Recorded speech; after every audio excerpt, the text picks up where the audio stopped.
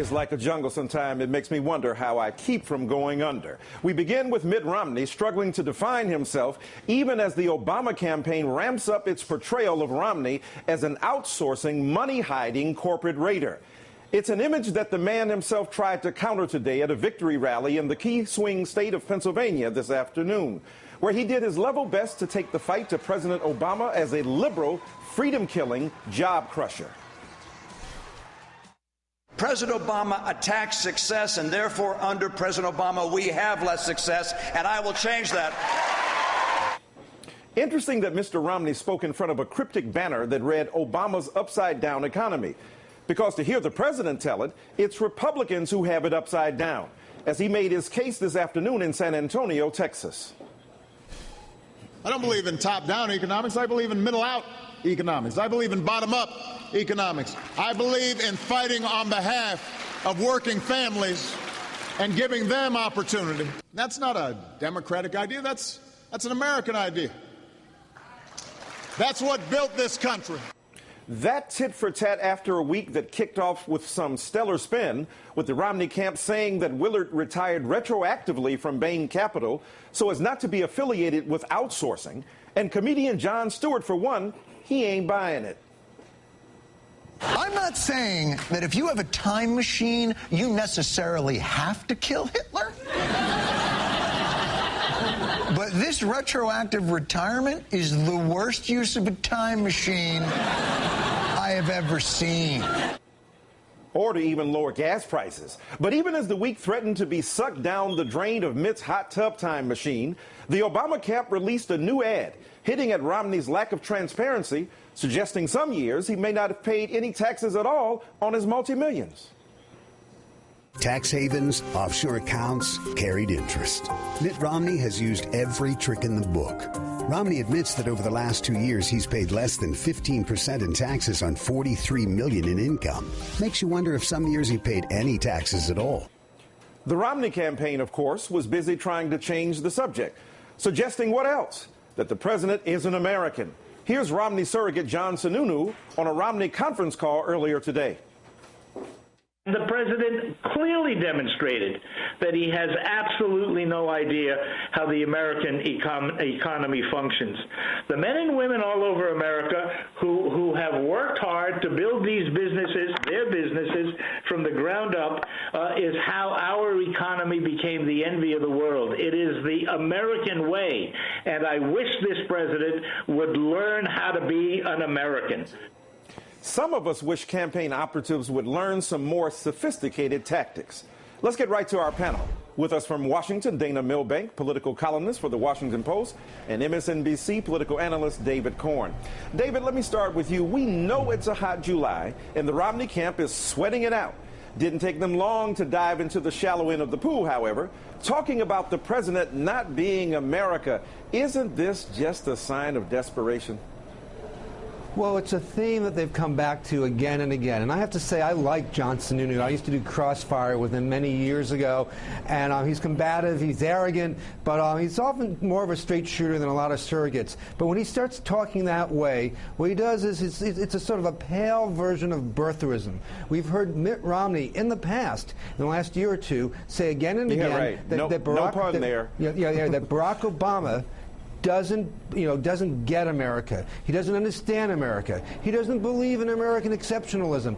I don't know why he would say that about Barack Obama. I mean, you can have disagreements with policy, but there's, actually, I do know why he would say that about Barack Obama. There's really one reason. And again, they keep coming back to that default position that there's something odd, different about Barack Obama. He's not really one of us. They don't even have to wink. And that's what, Jon Sununu fell into today as he was trying to make a little bit more of a sophisticated point.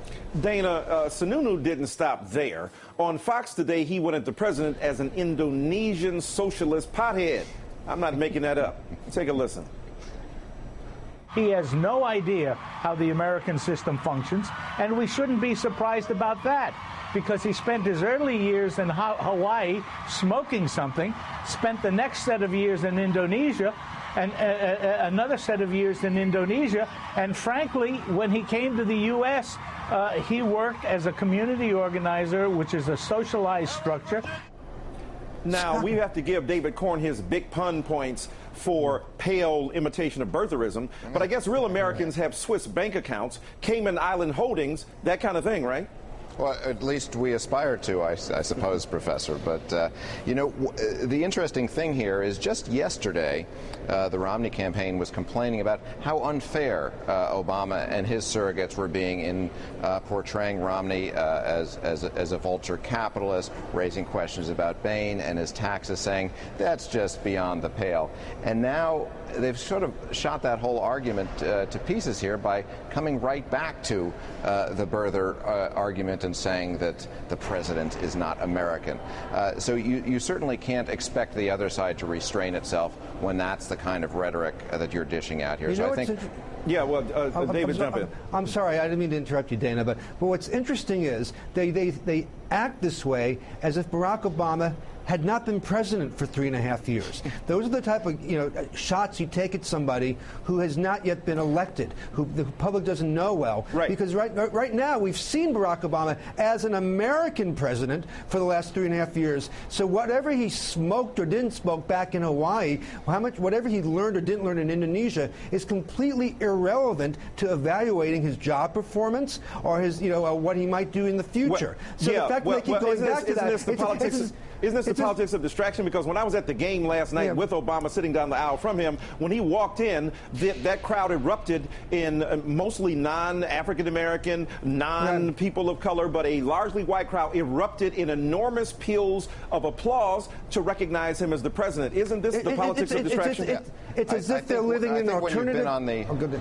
When you've been on the kiss cam as the president and the first lady, where it's very hard to make the case that you're un-American, and for that matter, I'm not sure being a pot smoker makes you terribly un-American either, unfortunately. Well, exactly right. Or if you're kissing and smoking at the same time. David, let's talk about the words of Mr. Romney. Today he quoted a line from the president. Take a listen.